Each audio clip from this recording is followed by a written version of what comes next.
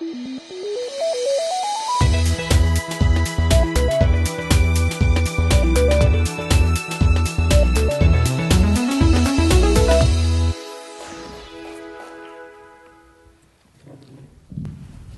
I'm glad I'm not Frank Hornstein having to follow that. Thank you, Fred. Absolutely incredible. I just love everything that you shared. Very, very important. Thanks for all of your comments and questions. Minnesota Representative Frank Hornstein was elected to the Minnesota House of Representatives in 2002. He's a key DFL leader on transit, regional growth, and renewable energy issues. He serves as the chair of the Transportation and Finance Committee and member of the Ways and Means Committee, Energy Policy Committee, Legislative Commission on Metropolitan Governance, and Transportation Policy Committee. He has worked tirelessly and played a key leadership role in successful efforts to support renewables and energy efficiency and oppose expansion of coal and nuclear power, while supporting public transit, incentives for flex fuel, plug-in hybrids, and electric vehicles, and most recently, to call for safety regulations on oil trains and help businesses recycle and have targets. From 2000 to 2002, he served as the Southwest Minneapolis representative to the Metropolitan Council, where he chaired the Regional Growth Policy Committee and led efforts to promote affordable housing, improve transit, and curb urban sprawl. Before that, he was co-director and organizing director of Clean Water Action Alliance in Minnesota, founding director of the Alliance for Metropolitan Stability, and founding director of Jewish Community Action. In addition, as a public school parent, he has been an elected member and co-chair of the Barton Open School Leadership Council. Along with Fred, he's another classic underachiever. Fortunately for us, he's an extraordinary gift to our community and state, a true mensch, and is far and away the funniest elected official I know, at least at the state level. Please welcome our own Frank Hornstein.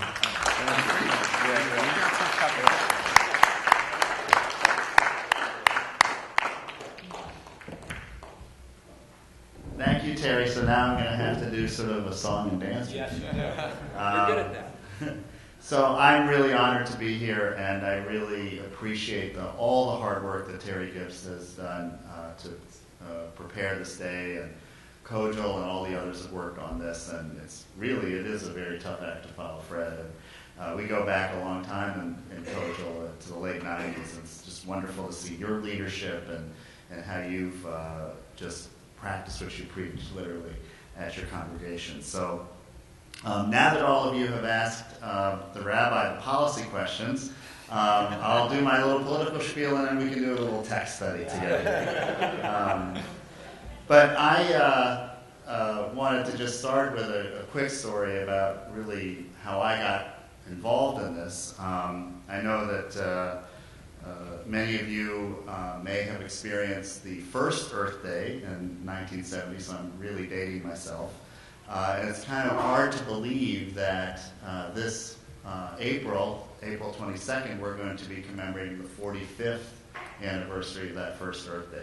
So I was a sixth grader in Cincinnati, Ohio, and I heard on the Top 40 radio station that I was listening to that there's something coming up called Earth Day, and you may want to not drive in a car that day, maybe pick up litter, carry a sign, whatever you want to do. Hey, it was the early 70s, so whatever you want to do is fine. So I decided to do all three of those. And, it's very interesting because Earth Day really did two things. It talked about individual action and individual responsibility, that idea of picking up litter and not driving in a car.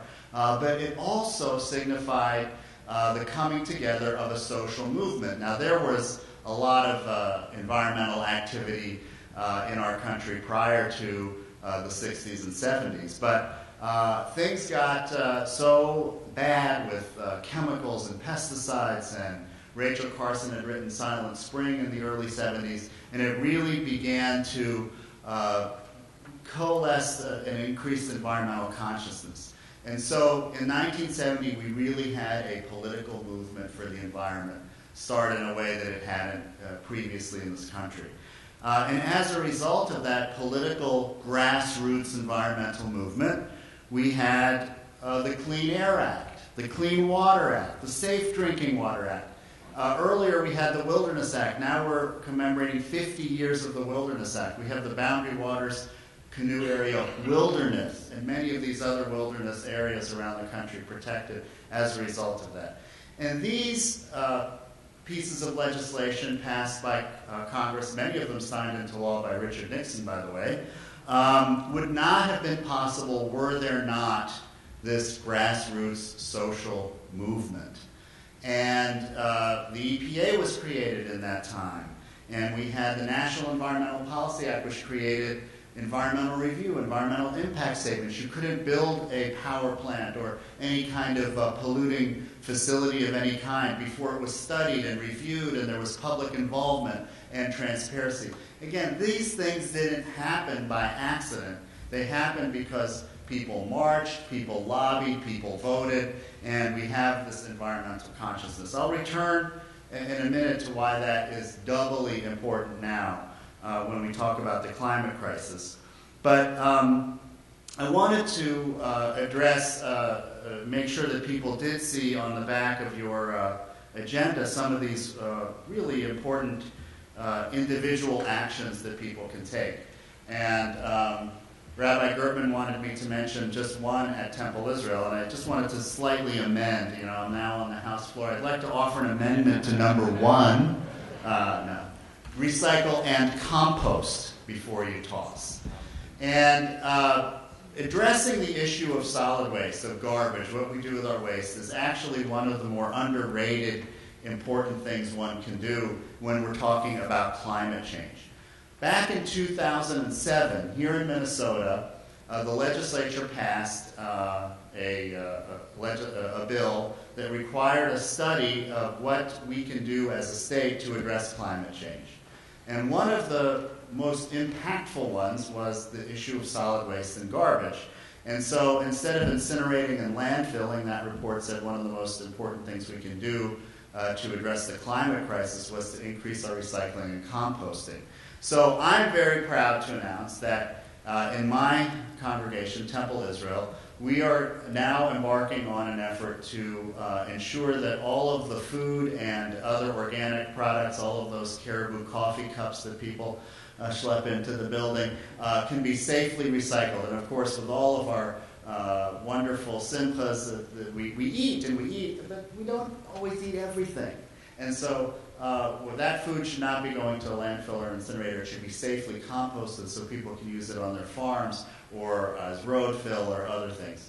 And so that food and organic portion is 31% of the waste stream. So I would really encourage people to really look at composting in addition to recycling. Composting is now where recycling was in the early 70s. And I had, as a result of Earth Day, I decided to volunteer at our recycling center in Cincinnati where I grew up. And we didn't have curbside collection at that point, so people would bring their recyclables to a central place, and I would help people take it out of their car and into a truck, and it was fun throwing the bottles into a dumpster. But we really need to have curbside composting, and that's one of the things we're addressing here with the Minneapolis City Council and Mayor, is to have composting available, organics composting, at the curbside for everybody in the city of Minneapolis.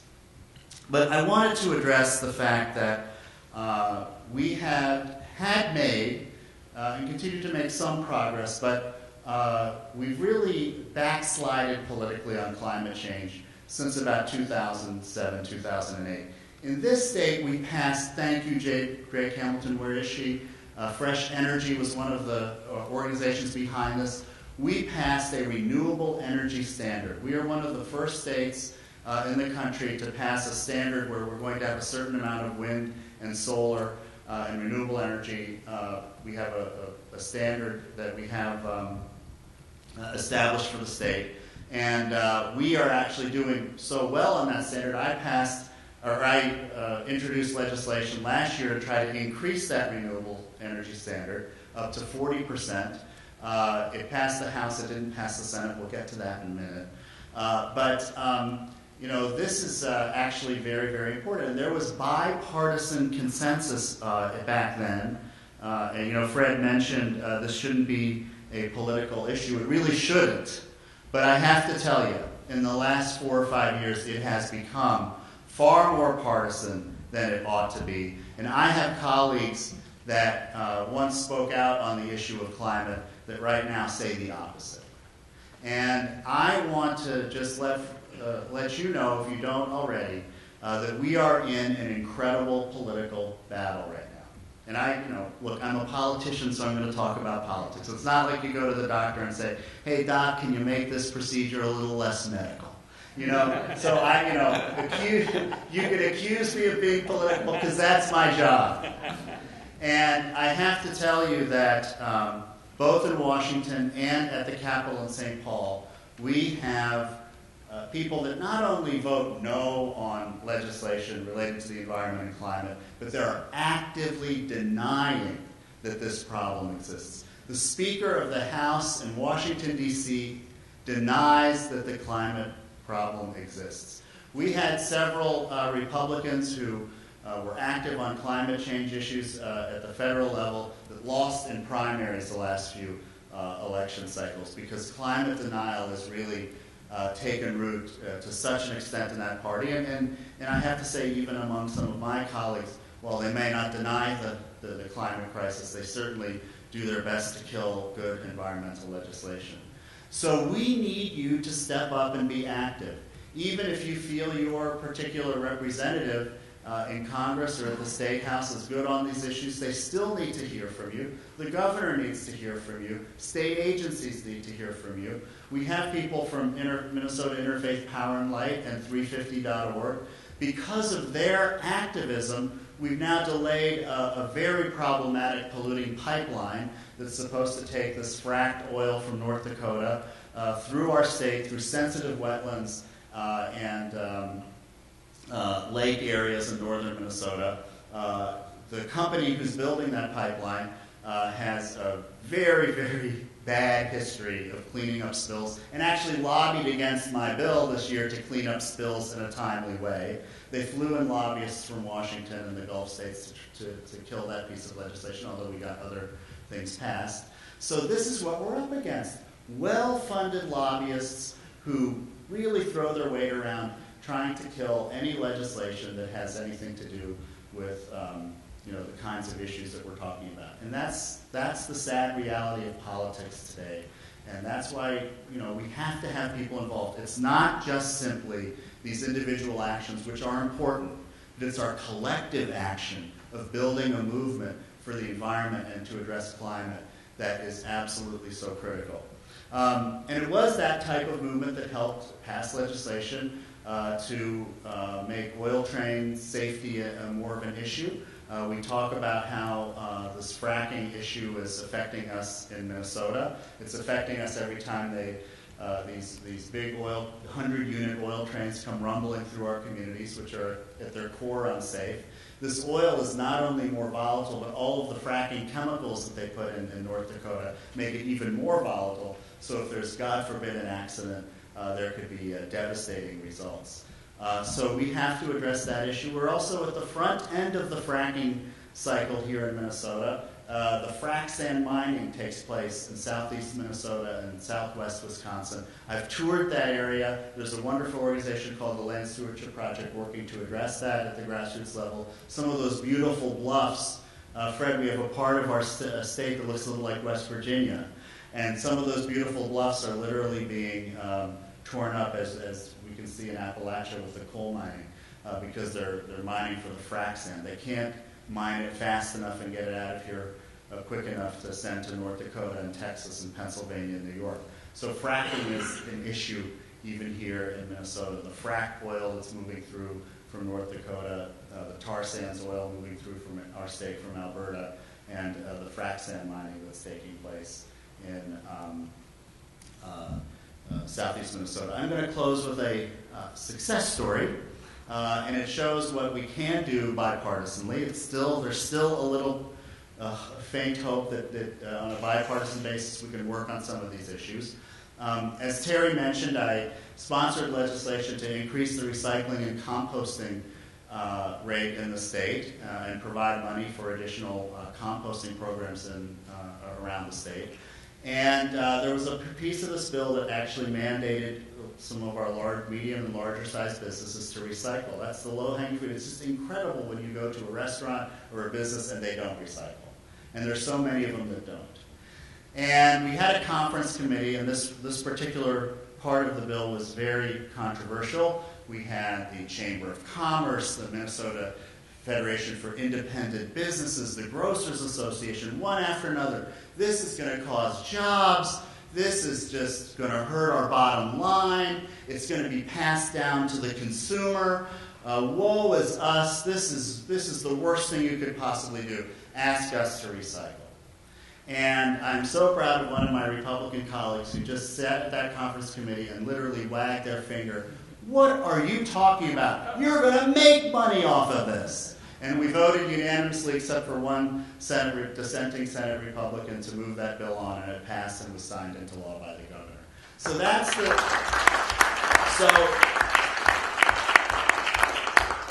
that's a success story, but it wouldn't have happened without our grassroots allies in the environmental organization pushing that legislation, calling particularly suburban members who are on the fence, from both parties, and this is where I think the Jewish community is somewhat well positioned geographically to keep the pressure on. So I'm going to just end with a plea that you stay involved and you get involved politically, because we have important legislation ahead of us. We have important movement building ahead of us.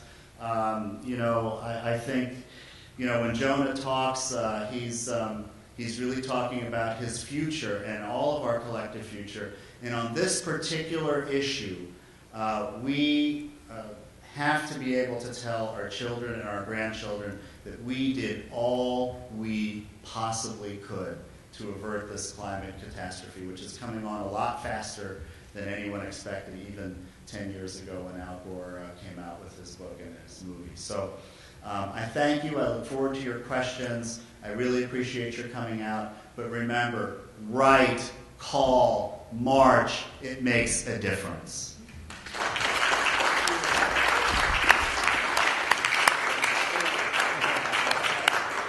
So, thank you, Frank. That was absolutely fabulous.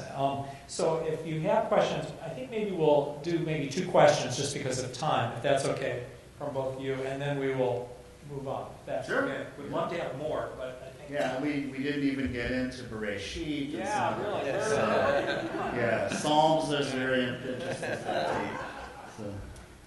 Thank you very much for your remarks. I really appreciate that the Minnesota legislature and the governor have been so proactive and so effective in environmental areas. I mean, we are a leader in the nation.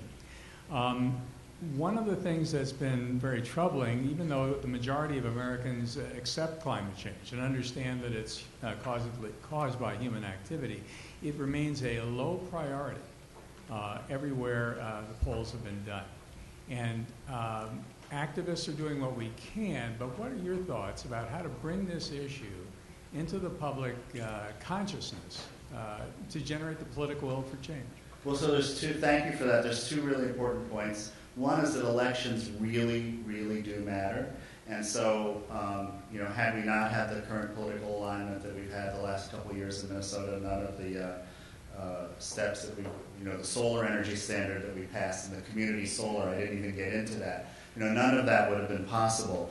But this is started in 2012. No one talked about climate in the presidential election in 2012. And the way that, and this is, again, when I talked about sort of 2007 being a bit of a watershed, and we were able to pass that great bill then, I think what happened is that the other side, and there is another side, and I know people get squirmy when you polarize things, but let's talk tachlis here. There is another side that is well-funded, that promotes climate denial, that creates all kinds of fear-mongering about job loss and, whatever. We all know the talking points. This is an incredibly well-funded, sophisticated political machine that throws its weight around. And so it's not an accident that when we don't speak up, and when we don't vote, and we don't get involved, then there's a huge void for the other side, the well-funded side, the Koch brothers et al., utility companies are all behind this. They have trade associations in Washington, D.C. who specialize in climate denial. And that's what they're peddling, and they're very well-funded, and they have lots of staff. The simple bill that I had to just say that the pipeline company has to clean up a spill, start cleaning up a spill within 3 days of a major pipeline rupture in a sensitive environmental area. Right? One would think that's common sense. No, 4 lobbyists were flown in to kill the bill. So, this is a problem, and I would just, again, we have to speak up at every forum. Now we're entering the season of political debates, political forums. You've got to show up and ask the question about climate change. We just had Minnesota Farm Fest, and the impact of climate change on our agricultural systems is astounding. I don't think there was a lot of discussion about that there.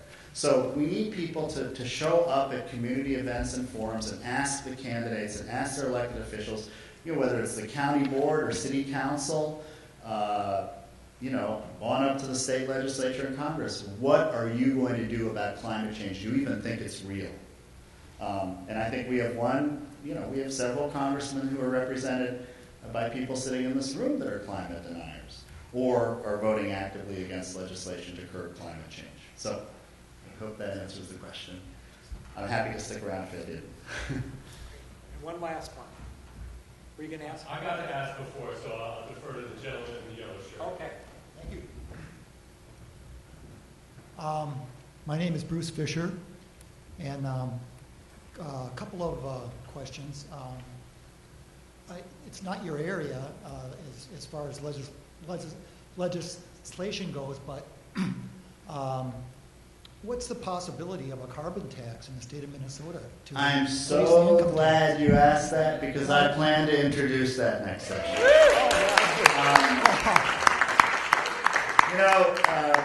We've had, it's even hard to get cap and trade and some of these other kinds of things enacted. And, we tried that. There's a compact, and one time, former Governor Pawlenty was on board with all this, and then he decided to run for president, and that all fell by the wayside. But I think this is the long-term only solution to address this. And we can nibble around the edges at some other policies, but I'm involved in transportation. I haven't even talked about that, but 25% of greenhouse gas emissions are from the transportation sector. And some of this cap and trade stuff is relates to power plants, but we're not even dealing with some of these other sectors that are creating greenhouse gas emissions. So this is going to be a long haul. I don't even expect this bill to get passed, even with hopefully we maintain our majority in the House. But we've got to start talking about this. And former Secretary of the Treasury Paulson wrote several weeks ago in the New York Times, I would recommend this article to you, from a Republican perspective, why a carbon tax is needed.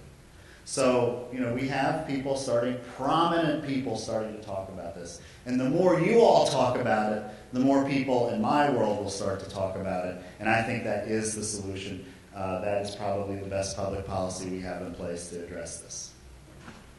Thanks, Bruce. Thank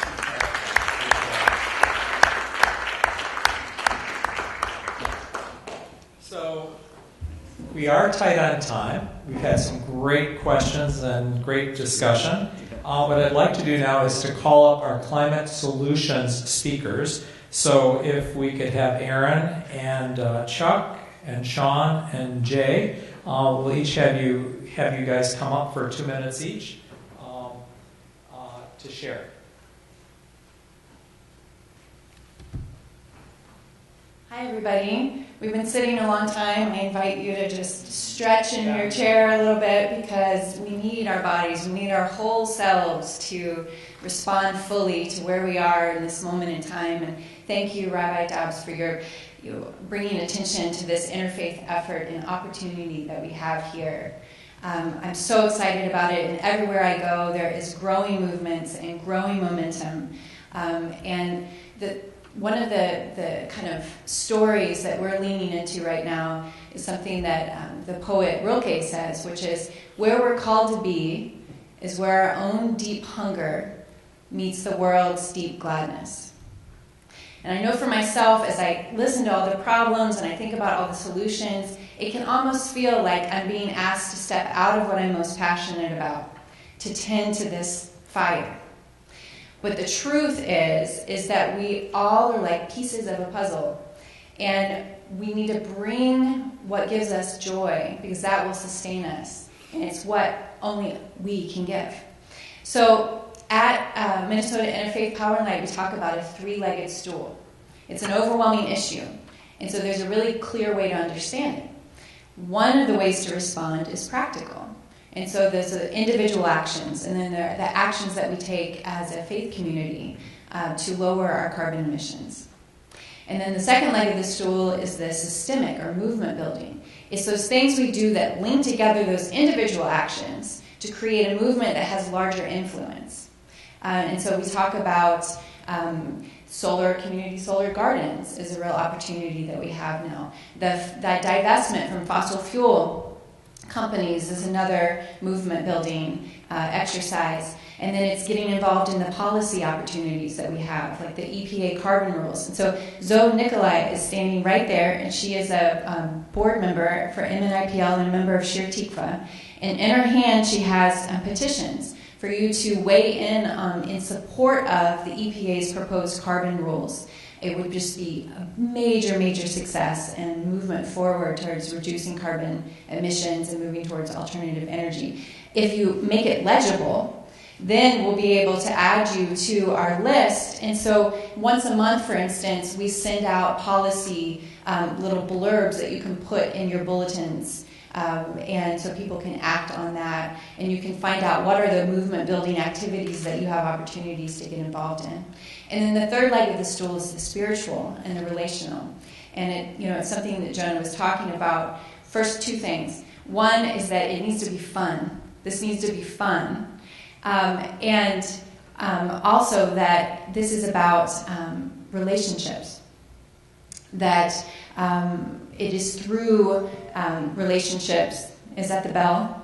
Okay. That we're going to make a difference. And so we have all this exciting programming, working with youth to be leaders in their own communities of faith. So please look at the table and get a brochure. Take it to your youth leaders. We really want to get those people engaged. And then we also have Be the Spark program. So if you're thinking about how can I build up the green team that's happening in my synagogue, or start one, then come and join this interfaith community and learn tools and get inspired to do so. So there's a lot more, but we just really hope you get involved and look forward to seeing you in this beautiful, sparky adventure that we're on together.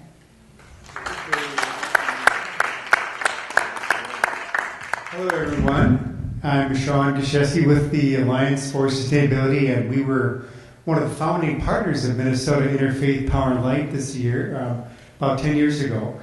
We also have been a fiscal agent for the MN 350 campaign this year that was successful with Frank Hornstein to get the spill bill passed. And so we're so glad to see so many congregations represented here today. And we'd love to maintain fellowship between the different congregations. So any of you would like to work with you to have maybe a gathering twice a year with all the synagogues that have teams working on creation care. A lot of times you might have a social justice team that might just keep their eye on this issue. So stay in touch with us about how to stay connected between the congregations. We also are working to have clusters of congregations in each city so they can work between faith groups. So in Southwest Minneapolis, Minnetonka, downtown congregations. So we'd love to have you connect with other congregations across faith lines. And then if you are thinking about looking at your property at your congregation, we have a lot of resources for energy savings, for putting in rain gardens with support from your watershed district, community gardening, as well as recycling. And then, depending on where you live, we would love to have you talk to your city council about your city becoming a green step city to work on its carbon footprint. And then make sure to bring up these topics at the candidate forums this fall. If we can have the right legislature in place in the fall, then we would like to work with Frank Horenstein to pass the transportation funding package, which is called MoveMin, MoveMin.org, to have about a penny sales tax combined for transit, light rail, bus, rapid transit, and the roads and bridges, so we can make sure we have a low carbon future, so we don't need this oil from North Dakota and Canada coming down. And then working with J. Bird Hamilton and the Energy Coalition on the Clean Energy and Jobs campaign to move from a 20 to a 50% renewable energy standard in 2015. And then finally, if you're free, on August 23rd, we're having a local economy conference. It's called the Cooperative Solutions Convergence. You can check out our yellow flyer here. We'll be over next to McAllister, where we're talking about how we can really grow our local economy through local energy and local food. So join us for that event if you're free. So just grab one of these flyers and you can get my phone number and stay in touch. Thanks.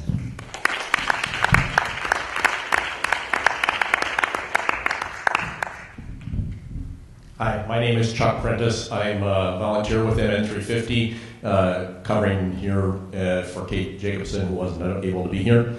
As was mentioned, MN350 has been fighting, trying to oppose the expansion of the Alberta Clipper pipeline that already runs across northern Minnesota, carrying tar sands oil from Canada.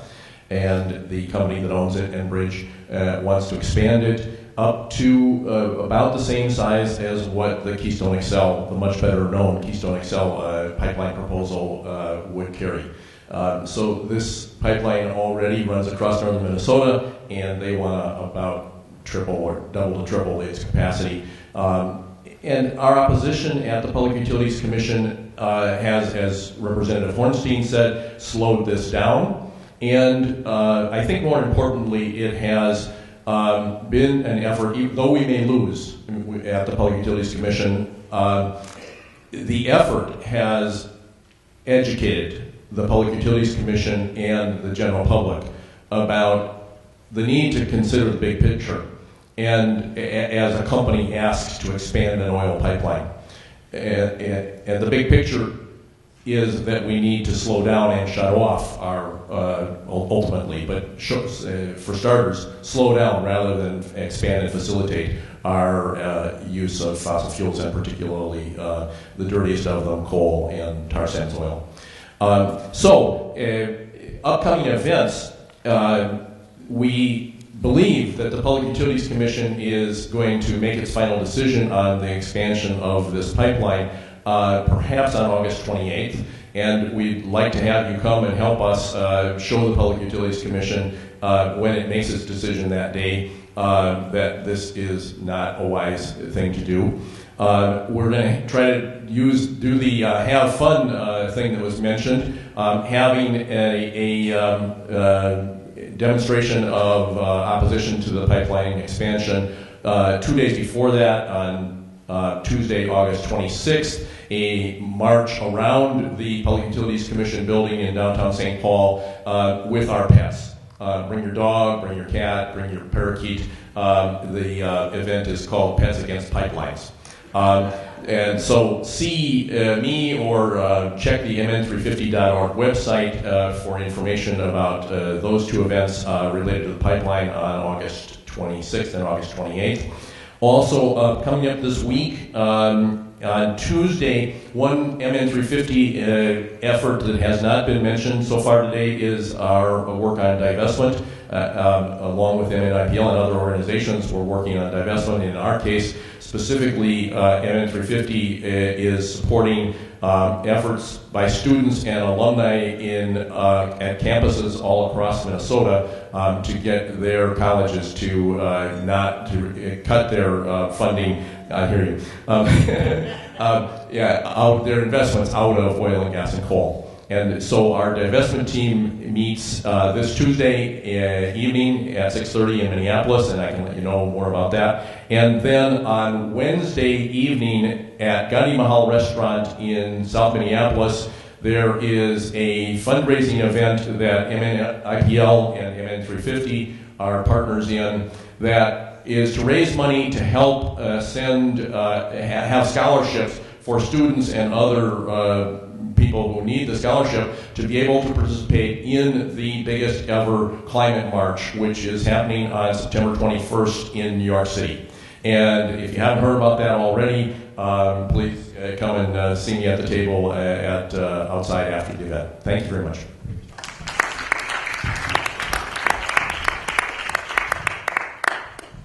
Good afternoon, everyone. Rabbi, I'm so happy you have Minnesota connections that brought you here today. We're delighted to have you. I'm Jay Drake Hamilton. I'm the Science Policy Director at Fresh Energy. Fresh Energy was formed by Minnesotans, not including me, before my time. Fresh Energy was formed by Minnesotans, 60 of them who got together and determined that it was unacceptable that Minnesota was exporting $13 billion a year to buy fossil fuels from other unfriendly and some friendly states that were very dirty sources of energy, when we had a wealth of opportunity for clean, efficient energy that would grow jobs in Minnesota. And that at the time, fall of 1990, Minnesota had, as it does today, a wealth of fantastic conservation and environmental organizations, but did not have an energy policy advocacy organization, a group in our nation of laws that was focused on getting the strongest possible standards and laws for Minnesota and the nation to address global warming, climate change, and our clean energy deficit. And I'm happy to say that every year since 1991, we have achieved success at the legislature or in the federal government in passing clean energy policies. So we have a good track record. I have only 2 minutes today, so I'm going to try to hold to my standard, which is when people come and hear me talk, they don't like to hear talk about climate change. They think it's a downer, and every time so far they leave one of my talks, they say, I now have reason for optimism. I know there's a way forward. We have 3 historic opportunities before us here in Minnesota. Our number one source of global warming pollution in Minnesota and the nation is power plants that burn coal, many of which are 40, 50, and 60 years old. It is such a bad problem for the climate. Let me give you a snapshot. If you've done your own carbon footprint in your synagogue, in your household, you may be talking about several tons of carbon dioxide a year. I know that's what it is in my household. The biggest coal polluter in Minnesota, the biggest global warming polluter in Minnesota, is a power plant that's located 45 minutes northwest of here called Sherco that produces, in addition to electricity, it burns 3 train loads of coal a day. Not a year, not a week, every single day it's operational, and it releases 13 million metric tons of carbon dioxide a year. We need to figure out a way and a plan to eliminate the need for that power and replace it with clean energy. Here are the 3 historic opportunities. Through the work of Fresh Energy and our partners, especially our lawyers at the Minnesota Center for Environmental Advocacy, we have opened up the door so that the owner of that power plant, Xcel Energy, is now required by January 1st of next year to come up with a plan and a timeline to retire the oldest parts of that power plant and replace them with clean energy. And you can help with that. The second opportunity, also created in one of the many partnerships that we formed to get our work done at Fresh Energy, is, and thank you for the discussion earlier with the question about externalities. The very first law we passed was an environmental externalities law in Minnesota that says when we're planning for new big investments in power plants, Minnesota regulators have to consider the environmental and health costs of that power. So that's the law of the state. No other state has that lever. But the numbers haven't been updated since 1996, 1997. I see some people in the audience who are in the health professions. What if the health literature had not been updated since 1996 or 1997? Could you do your job well? No way. So we actually got a requirement, a bipartisan vote in the Public Utilities Commission last year that says Minnesota is going to update those values. And what that will mean is it will give us the opportunity to retire and replace that biggest source of carbon pollution. And the third thing, we haven't really talked yet about what this clean power plan is that the Environmental Protection Agency has proposed. It's the biggest thing that will ever have happened to fight global warming in this nation.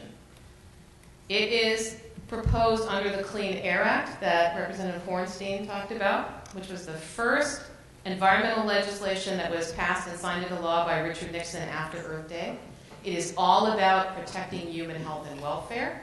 And what the Environmental Protection Agency has now issued is standards that will, for the first time, limit the amount of carbon dioxide from existing power plants. Why is this important? We have standards on those power plants that limit the amount of acid rain precursors, that limit lead, that limit arsenic, and even that limit mercury. But there's no limit whatsoever on the amount of carbon dioxide pollution. Now that is changing.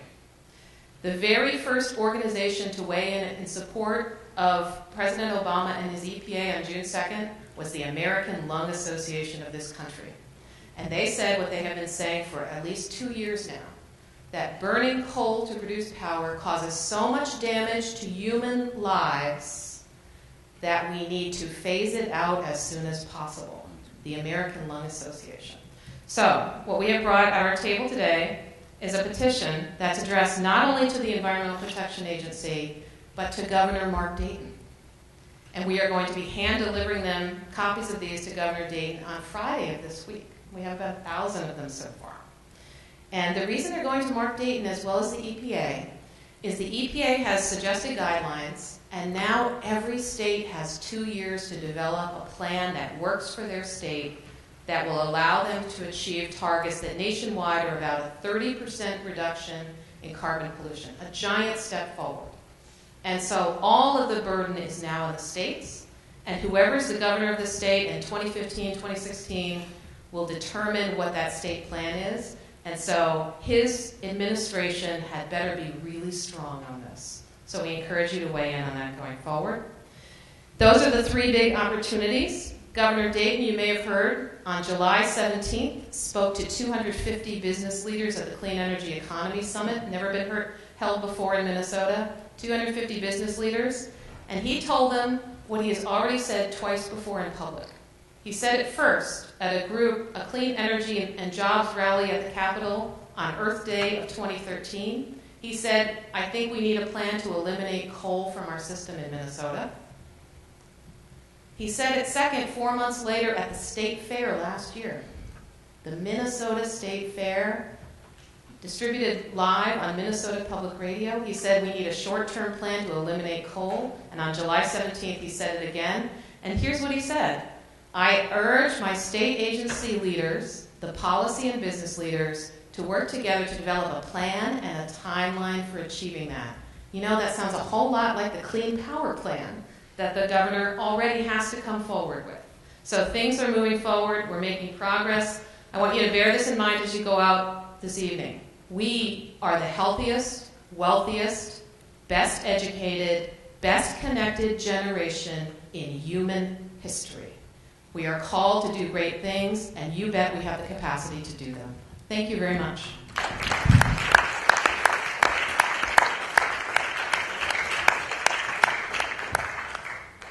Thank you so much, Jay. Well, we are just almost out of time, but so what I would like to do is to just quickly, if there are any synagogue or Jewish institutional reps that would just like to say something briefly, if you could just come to the microphone. We'll just do this really, really quickly. And meanwhile, Jay, I had one question for you. You said you mentioned, Jay, you had those petitions. We had talked about maybe having the petitions or cards. Can we have them go around now so that people can sign them before they leave, if that's okay? So let's, do we have somebody here? Yeah, and here's a card, by the way, to Governor Mark Dayton. And so I'm passing this around. Please don't take it with you. If you don't want to sign it, give it back blank to me. If you want to sign it, we're going to actually deliver them in 5.5 days. And so we need to collate them all. So we hope everybody can sign one if you can. So let's just hear really quickly from each of the Jewish institutions. Hi, I'm Zoe Nikolai from Shir Tikva, and last March we started the Climate Change Minyan. We've had 9 active members, and we've written up a plan of action that we've taken to our rabbis and our board, and it follows that 3-stool that Aaron talked about. Internally, we're looking at how Shirtikva can lower our footprint. We have a garden, we're looking at composting, we're looking at community solar. In terms of the spiritual relational, we're working with our educational director and incorporating teachings about Jewish law and principles within our children, our youth, our STIFTI, our adult education. And then in terms of movement building, we're working with MNIPL, Minnesota Interfaith Power and Light, with MN 350, and really looking at climate justice issues and how Shirtikva can be a part of building a movement. That's a great example. Well done. Thank you. Steve. Hello, I'm Steve Karpels from Bet Shalom, and representing 830 families. Alan Bensman, who spoke before, Beth Bremer, and I have started an initiative at Bet Shalom. We are taking the tact of behavioral change and collective activity begins with knowledge and education, and so we want to bring people in. We're starting on 2 fronts on that this year. This year on Yom Kippur, Rabbi Cohen will be speaking about climate justice and environmental social action from the Bima on Yom Kippur, and we are using our hour-and-a-half discussion time for reflection. We call Food for Thought, for a community-wide discussion on this topic to start that in the community. In the religious school, we are totally integrating and making not only social justice but environmental justice a platform in the curriculum this year. It's being built into 6 weeks of the 7th grade curriculum as part of the Bar Mitzvah curriculum, and the tzedakah from the entire religious school will be dedicated to this year. But every single grade from pre-K all the way up to post-confirmands will be dealing with some issue of climate change this year. We are also conducting a full facility audit, which we hope, as Zoe said, will lead to initiatives in terms of solar and a lot of other changes in our community. And finally, we hope that next year that this will expand to other adult education forums. We're hoping that the youth group will get involved as well as sisterhood. So, thank you. Thank you, Steve. Great job. Do you have it? Oh, I'm sorry. Not Steve. Yes. So this isn't really an update from a specific temple, but it occurs to me as I sit here, and I have my husband to thank for getting me involved and making me aware of Rachel Carson's work and so forth through the almost 20 years that we've been together. This is great, and today is great, but what I'd like to suggest to everyone here is that we have a unique opportunity coming up in September. And that is, we need to ask our clergy to dedicate at least one of their high holiday sermons. We're always, at Temple Israel, we're always talked about how, we have to get a little uncomfortable in order to make some change. And so we have a unique opportunity once a year when the people who aren't in this room will be at Temple, will be at synagogue. And I urge you to ask your clergy to use Torah to help bring the message of sustainability to the community, even if it's just something as find 3 small ways in which you can do 3 more things.